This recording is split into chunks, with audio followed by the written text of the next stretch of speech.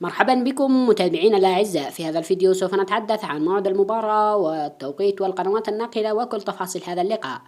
المباراة التي ستجمع بين نادي الهلال من أمام نادي الشباب في الجولة 12 من بطولة دوري روشن السعودي 2024.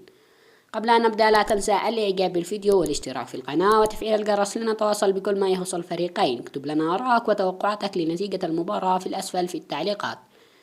ستقام المباراة في موعدها على ملعب نادي الشباب.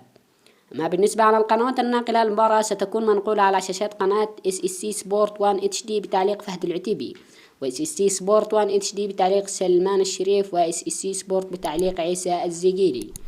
بإمكانكم مشاهدة هذا اللقاء على شاشة VIP وتطبيق ياسين TV. أما بالنسبة عن تاريخ المباراة ستقام بتاريخ السبت 2024 11/30 في تمام الساعة 8 مساء بتوقيت السعودية والعراق والأردن وقطر والبحرين ولبنان والكويت. بهذا نكون قد انتهينا من تفاصيل هذا اللقاء، وفي أمان الله.